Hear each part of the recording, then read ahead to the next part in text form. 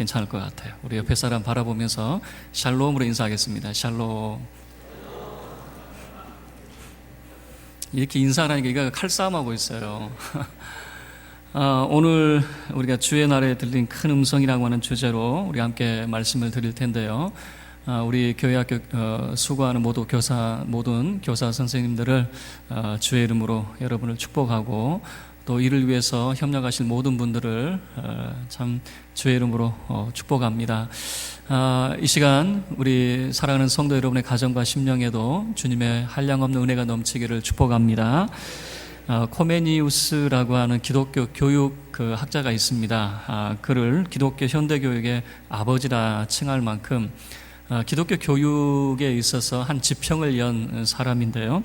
그가 이런 이야기를 했습니다. 현세의 생명은 영원한 생명을 위한 준비에 지나지 않는다. 그러니까 이 땅을 살아가는 것은 내세를 준비하는 과정이다라고 하는 그런 의미죠. 그래서 내세에서 신을 만나기 위해서 오늘 우리가 현세에서 교육이 이루어져야 된다라고 하는 그런 이야기를 했습니다. 그래서 내세를 위해서 그럼 우리가 어떤 교육을 해야 되느냐, 크게 세 가지를 이야기하는데 지식, 덕, 경건이라고 하는 세 가지를 제시를 합니다. 그런데 이 세 가지는 어떤 개념이냐면, 우리가 나를 잘 섬기고 이웃을 잘 섬기고 하나님을 잘 섬길 수 있는 게 뭘까? 자기 자신을 잘 섬기는 것은 지식을 갖는 것이고, 다른 사람을 잘 섬기는 것은 덕을 갖는 것이고, 하나님을 잘 섬기는 것은 경건을 갖는 것이다 라고 하는, 그래서 교육의 목표를 지식, 덕, 그리고 신앙 교육을 중점으로 강조한 사람이 코메니우스라고 하는 사람이었습니다. 그래서 이 대교 수학이라고 하는 거 여러분 들어보셨어요? 학습지로만 들어보셨죠. 그런데 코메니우스가 이제 쓴 책 중에 가장 알려진 책이 대교 수학이라고 하는 것입니다. 대교 수학의 이제 내용은 뭐냐면, 수학 교육하라 그 말이 아니라 어떻게 가르칠 것인가 했을 때에 연령대별로 이제 나누어 가지고 교육이 이루어져야 된다라고 하는. 그래서 먼저 1단계부터 4단계까지만 이야기하자면, 1단계는 0세에서 6세까지를 영유아기라고 말하고, 이 시기는 어머니 무릎 학교다, 그렇게 소개를 했습니다. 그래서 어머니에 의해서 가정교육이 이루어질 그런 시기다라고 하는 거죠. 요즘엔 사실 이게 무너져 버리죠. 요즘에 무너지는 게 밥상 교육도 무너져 버렸고, 밥상 교육이 뭐냐면 거기에서 이 밥상머리에서 아버지 그리고 어머니의 교훈을 듣는 시간이거든요. 근데 요즘에는 밥상머리 교육이 사라지다 보니까 아버지의 교육과 어머니의 훈육이 사라져 버리는 거죠. 그래서 오로지 교육이 경쟁 체제가 되어져 버렸습니다. 교육이라고 하는 것이 그저 좋은 대학 가고 좋은 직장 가는 어떤 그런 경쟁 체제. 그래서 저도 학교 다닐 때 그런 말 많이 들었던 것 같아요. 너 주인공의 인생을 살래? 들러리 인생을 살래? 뭐 이런 식으로 이제 이 협박을 하는 거죠. 그래서 공부 열심히 해야 들러리 인생 안 살고 주인공의 인생을 산다라고 하는 거죠. 그런 말도 있었어요. 저희 학교 다닐 때, 고등학교 때. 그 대학 가서 연애할래? 공장 가서 일할래? 뭐 이런 내용이었나요? 뭐 이러면서 자주 공부 열심히 해라, 뭐 그런 내용이었던 것 같아요. 근데 그게 너무 경쟁 체제가 되어져 버렸어요. 그래서 교육의 참 목적은 사람됨에 있거든요. 사람됨. 코메니우스가 말하는 사람의 본분이 뭐냐? 내세라고 하는, 우리는 이 땅을 살아가면서 하나님 만날 준비해야 된다라고 하는 차원이거든요. 그러니까 코메니우스가 말하는 교육은, 신앙의 교육 또는 우리가 학교에서 하는 모든 교육의 방향은 뭐냐? 하나님 만날 준비를 하는 것이 교육이다라고 하는 의미에서 그가 소개를 하고 있는 겁니다. 그래서 0세에서 6세는 어머니 무릎 학교, 여기에서는 사람의 인성이 길러지게 되어집니다. 사람의 인성이 언제 길러질까? 고등학교 시절 또는 대학교 시절. 사람의 인성은요, 0세에서부터 6세까지의 그 인성이 길러집니다. 그래서 우리가 생각할 때 그 사람의 성격이 중학교나 고등학교 때쯤 뭔가를 자기 스스로 자아를 확립할 때쯤 성격이 갖춰질 것 같죠. 그러나 그렇지 않아요. 바로 0세에서 6세라고 하는 어머니 무릎 학교에서 사람의 인성은 다 길러진다는 거예요. 자, 제 말을 인정하는 사람은 자녀를 다 키워보신 분이고, 우리 청년들은 이게 뭔 말인가 뭐 하겠죠. 그 다음에 2단계는 7세에서 12세까지가 소년 시절인데 이때를 모국어 학교라고 하는 겁니다. 그러니까 우리나라로 치면은 초등학교 과정이 되어지겠죠.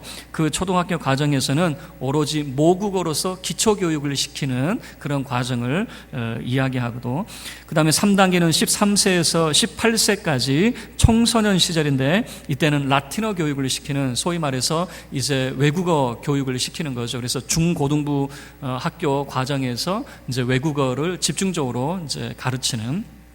그리고 4단계 19세에서 24세까지 청년 초기 시절이라고 이야기하는데 이때는 대학 시절 및 외국 여행하는 그런 시기로 그렇게 소개를 했습니다. 여러분, 여행이라고 하는 것도 마찬가지예요.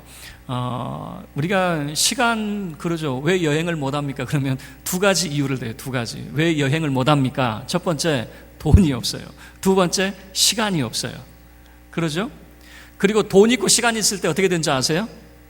나이가 들어서 돈 있고 시간이 있는데 이번에는 건강이 없어요. 그래서 코메니우스의 주장이 맞는 것 같아요. 우리가 견문을 익히는 시기는 바로 이 24세 이 청년 시기에 외국 여행도 많이 해서 견문을 익히는 거고, 나이가 들어서는 견문을 익힌다기보다는 이제 여행 다니는 그런 의미가 강하겠죠. 이 코메니우스가 말하는, 우리가 이 땅에 사는 교육의 참 목적은 뭐냐? 내세에서 하나님 만날 준비하는 과정이 교육이다라고 하는 것이죠.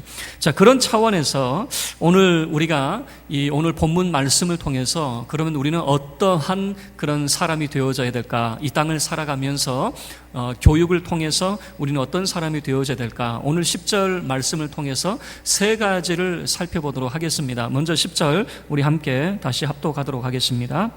주의 날에 내가 성령에 감동되어 내 뒤에서 나는 나팔 소리 같은 큰 음성을 들으니. 첫 번째는 주일의 비전을 갖는 사람이라고 하는 겁니다. 주의 날에라고 하는 그런 표현을 쓰고 있죠. 여러분, 이 주의 날에 대한, 주일에 대한 비전을 갖는 것이 얼마나 중요한가. 이 요한계시록을 쓴 사도 요한의 지금 현재 처한 상황을 9절 말씀이 잘 보여주고 있습니다.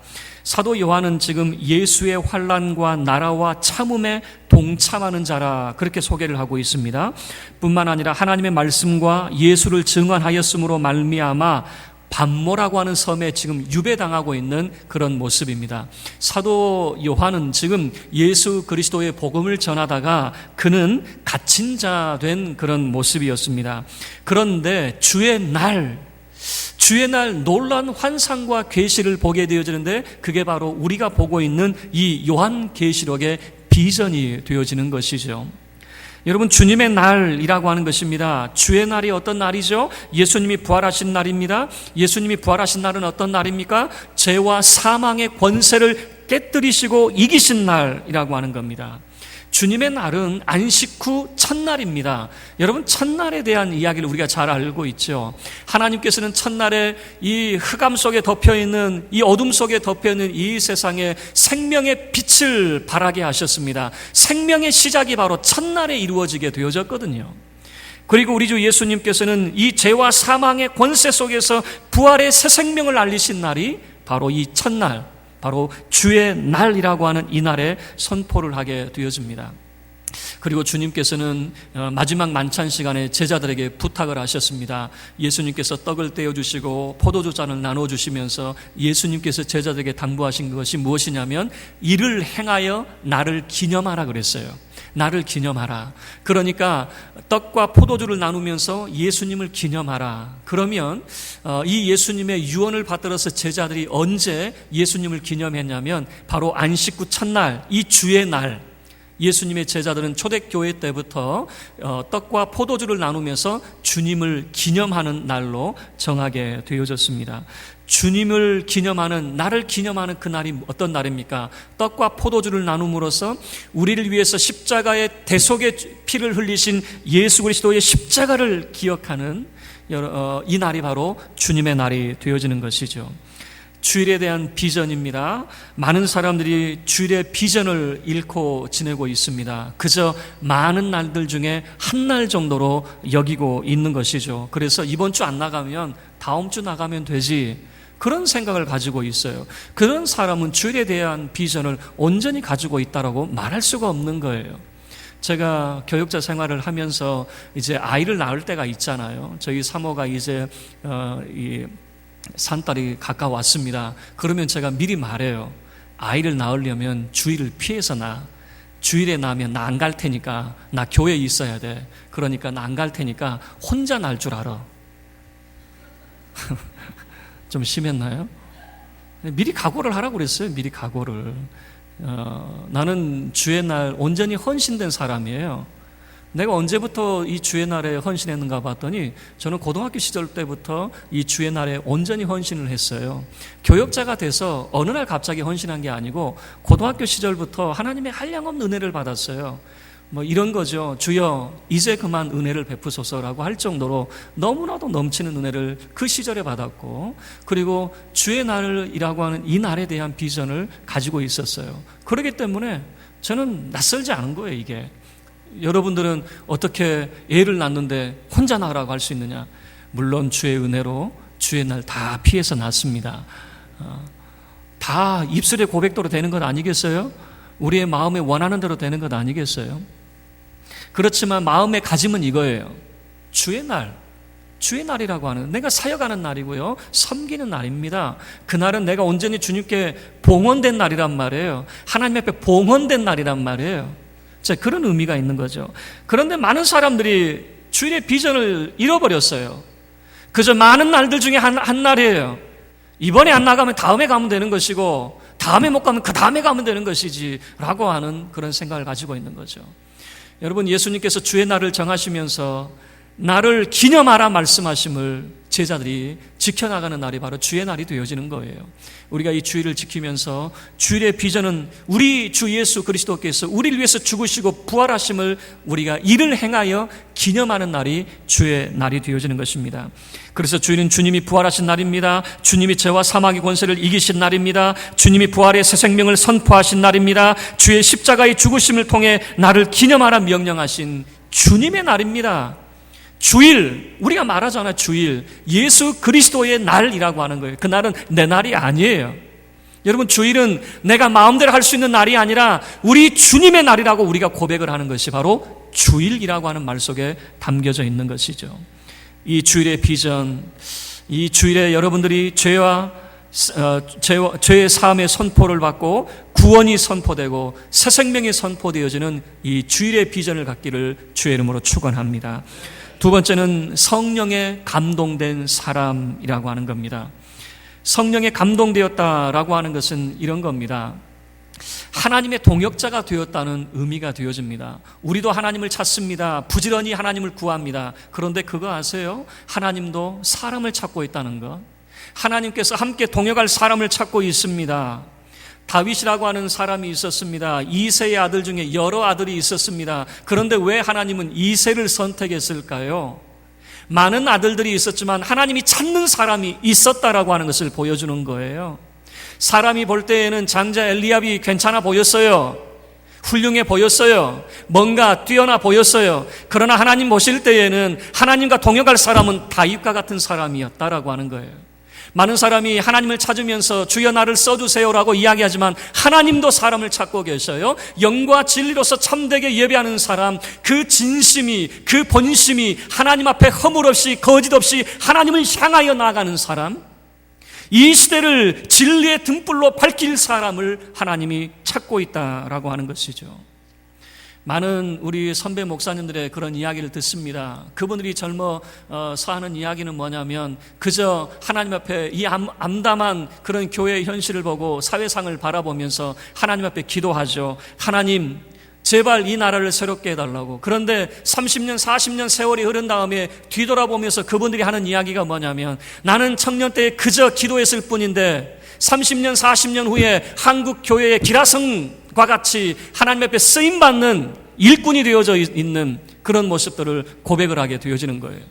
지금은 우리는 내일에 대한 비전이 없습니다. 장래에 대한 비전이 없습니다. 그저 우리는 안타까운 심정으로 기도합니다. 하나님, 주께서 은혜를 베푸시고 도와주셔야 됩니다라고 하는 안타까운 심정으로 하나님 앞에 기도하는데 30년, 40년 세월이 지난 다음에 하나님 앞에 쓰임받는 사람이 되더라라고 하는 거죠. 성령에 감동된 사람, 하나님이 사용하셔서 붙드셔서 하나님의 동역자가 되는 사람이 되어질 것입니다. 그리고 성령에 감동된 사람, 하나님께서 이 요한계시록을 통해서 교회를 향하신 하나님의 마음을 밝히 보여주셨어요. 이 요한계시록을 통해서 먼저는 7 교회에 편지하라라고 하는 그런 내용이었습니다. 소아시아의 오늘날 터키 지역에 7 교회가 있었습니다. 그 7 교회의 실상을 낱낱이 보여주셨어요. 그 교회의 실상이 어떤 모습인지, 에베소 교회는 행위와 수고와 인내와 거짓 사도를 드러내는 칭찬받음이 있었지만 처음 사랑을 버려버렸어요. 이 에베소 교회는요, 진리 싸움을 하다가 이단과 싸우다가 처음 사랑을 놓쳐버렸단 말이에요. 사랑이 메말라져 버렸단 말이에요.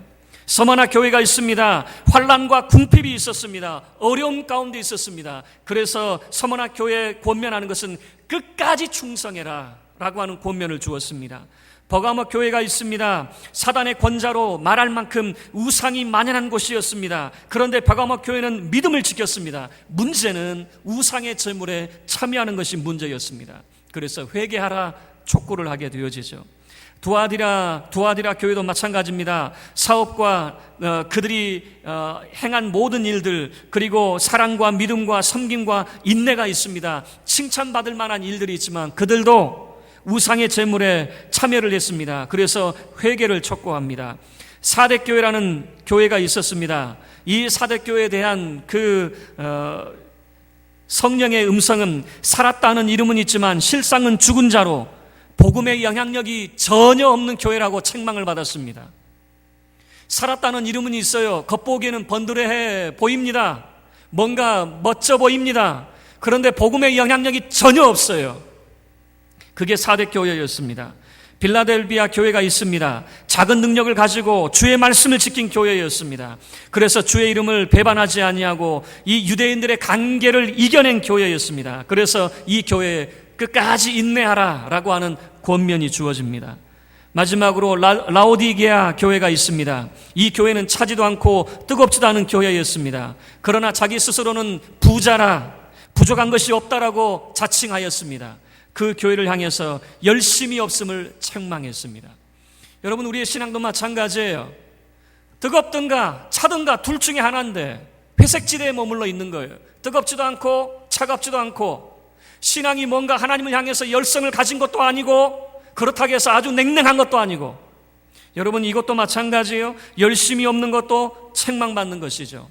성령의 큰 음성을 통해서, 성령의 이런 감동을 통해서 교회의 현실을 보여주는 거죠. 뿐만 아닙니다.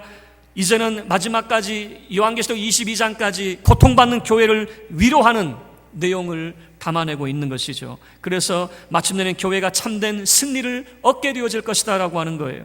그래서 이 성령에 감동된 사도 요한을 통해서 희망이 없는 곳에서 희망을 보게 만들었습니다. 무슨 말이냐면 요한계시록을 살아가는 이 당시의 성도들에게는 희망이 없었습니다. 많은 사람들이 이야기하죠. 하늘이 무너져도 솟아날 구멍이 있다고요. 솟아날 구멍이 안 보였어요. 그만큼 어려운 시기를 살아가는 그 시대가 바로 이 요한계시록의 시대였습니다. 그렇지만요, 정말 성도를 핍박하는 이런 모습들, 지금까지 로마의 황제가 행하는 그런 일들만 봐왔습니다. 솟아날 구멍조차 보이지 않습니다. 그런데 성령에 감동되었다라고 하는 것은 이런 의미를 담고 있는 겁니다. 지금까지는 로마 황제가 하는 것을 네가 보았다면 이제부터는 하나님이 행하신 일을 네가 보게 되어질 것이다 라고 하는 거예요. 그래서 요한계시록에서 보여주는 것은 결국에는 하나님의 나라가 승리합니다라고 하는 것을 선포하거든요. 그 누구도 믿지 않았습니다. 이 강력한 로마라고 하는 나라에서 모든 신앙하는 사람들은 다 잡혀 죽을 줄 알았어요. 그런데 여러분, 놀라운 역사적 사실이 있습니다. 이 요한계시록이 기록되고 난 다음에 약 200년 후에 로마라고 하는 이 우상의 나라가 하나님의 나라로 변하게 되어졌습니다. 별로 안 느껴질 줄 알았어요. 희망이 없는 곳에서 희망을 보는 사람이 바로 성령에 감동된 사람이라니까요. 많은 사람들은 이야기합니다. 로마 황제의 앞자만 보게 되어져요. 그래서 우리 다 죽게 생겼다라고 이야기했습니다. 그러나 성령에 감동된 사람은 결국에는 하나님의 나라가 승리합니다라고 선포하게 되어지는 거예요. 그게 바로 요한계시록이었어요. 그리고 이 사도 요한의 말대로 313년 콘티누스 이 로마 황제가 로마라고 하는 나라를 기독교의 나라로 공인하게 되어지는 것이죠. 로마라고 하는 나라는요, 제우스를 섬기는 나라였습니다. 우상의 나라였습니다. 그러나 이 나라가 거룩한 하나님의 나라로 바뀌게 되어지는 것이죠. 성령에 감동된 사람, 여러분, 이 사람은요, 희망이 없는 곳에서 하나님의 동역자요, 희망을 보는 사람이 되어질 것입니다. 마지막 세 번째, 주의 큰 음성을 듣는 사람이라고 하는 것입니다. 나팔 소리와 같은 큰 음성을 듣게 되어집니다. 사도 요한이 주의 날 기도하는 가운데에 성령에 감동되어서 뒤돌아보게 되어진 이유가 뭐냐면, 뒤에서 나는 나팔 소리와 같은 엄청난 큰 소리 때문에 뒤를 돌아보게 되었습니다. 나팔 소리라고 하는 것을 먼저 살펴볼 텐데요, 나팔 소리는 성일이 시작되어질 때에 제사장이 성전 꼭대기에 올라가게 되어집니다. 그리고 나팔을 불게 되어지는데 이날을 나팔절이라 그렇게 말하게 되어집니다. 나팔을 부는 이유가 있습니다. 나팔절에는 바로 대속죄일이 포함되어 있습니다. 그래서 제사장이 아무 때나 나팔을 부는 것이 아니에요. 제사장이 나팔을 불었다라고 하는 것은 이제 하나님의 은총이 우리 가운데 베풀어진다라고 하는 의미에서 나팔을 불게 되어지는 것이죠. 사도 요한이 들었던 이 소리는 복음의 소리였습니다. 나팔 소리와 같은 큰 음성이 울려 퍼지게 되어지는데 그 소리는 복음의 소리였어요. 세상을 움켜잡고 세상을 이기실 예수 그리스도의 복음의 소리였습니다. 일제 때 수많은 그런 핍박이 있었습니다. 일제에 그런 황제가 조선의 유일한 희망이라고 가르쳤습니다. 우리나라 이름도 쓰지 못했습니다. 창씨 개명을 해야만 됐습니다. 우리는 조선은 일본에 속국이 되었습니다. 이 나라 이 땅 가운데는 희망이 없다고 생각했습니다. 그러나 유일하게 희망을 알려준 곳이 있었다면 교회였습니다. 유일하게 일제시대 때에 희망을 알려주고 하나님이 우리의 희망이고 잃어버린 하나님 우리의 나라를 되찾아줄 분이라고 가르쳐준 것이 교회였습니다. 교회가 희망이었습니다. 우리 어렸을 때에 제가 청년 시절에 교회가 희망이었습니다. 교회만 가면 기뻤습니다. 교회만 가면은 즐거웠습니다. 그때는 문학의 밤 이런 것들이 있었어요. 세상에 따라올 수 있는 문화가 교회 가운데 있었어요. 교회는 복음을 선포하고 교회가 앞서가게 되어졌습니다. 청년들의 마음을 설레게 한 것이 바로 교회였습니다. 여러분 기억하시기를 바랍니다. 교회는 지금도 청년들의 심정을 움직이는 곳이 교회이어야 됩니다. 어느 순간부터인가 어린아이들에 대한 그런 교육에 대한 열성이 사라졌습니다. 청년들에 대한 비전이 사라졌습니다. 여러분 복음은요, 사람의 심장을 뛰게 만들어요. 죽었던 사람을 살아나게 만드는 것이 복음 아니겠습니까? 여러분 청년들의 심장이 펄떡펄떡 뛰어나야 됩니다. 이 어려운 시기에도 젊은 청년들이, 우리 아이들이, 청소년들이 복음의 영향력 가운데 하나님의 일꾼 되기를 소원해야 됩니다. 여러분 이게 바로 주의 날의 비전입니다. 성령에 감동된 비전입니다. 어떻게 우리가 이런 정말 감동된 그런 삶을 살 수 있습니까? 우리 뒤에서 들리는 나팔 소리와 같은 하나님의 큰 음성을 들어야 되는 것이죠. 우리가 왜 세상을 부러워합니까? 왜 세상에 자꾸만 우리의 발걸음이 향하여 나아갑니까? 하나님의 음성을 듣지 못했어요. 하나님의 음성이 들리지 않아요. 복음에 이 영향력 있는 하나님의 큰 음성이 들리지 않아요. 이 복음의 나팔 소리와 같은 큰 음성이 우리를 붙잡아야 교회 가운데에서 하나님의 나라를 꿈꾸게 되어질 터인데 그 소리가 들리지 않으니까 세상으로 나아가는 것 아니겠습니까? 여러분 말씀을 마치도록 하겠습니다. 코메니우스에 대해서 우리가 말씀을 나눴습니다. 이 세상에서 하는 모든 교육은 내세에서 하나님을 만나는 준비 과정, 이것이야말로 교육이 갖는 참된 목표가 되어져야 된다. 함께 우리가 살펴보았습니다. 이 땅에서 하는 모든 교육, 여러분 가정교육, 교회교육, 사회교육, 모든 것이 하나님을 만날 준비의 과정이 되어져야 될 것입니다.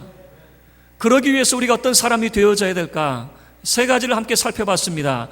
주의 날에 대한 비전을 갖는 사람, 주일의 비전을 갖는 사람이 되어져야 될 것입니다. 두 번째는 성령에 감동된 사람이 되어져야 될 것입니다. 그리고 마지막 세 번째는 정말 나팔 소리와 같은 하나님의 큰 음성을 듣는 사람이 되어져야 될 것입니다.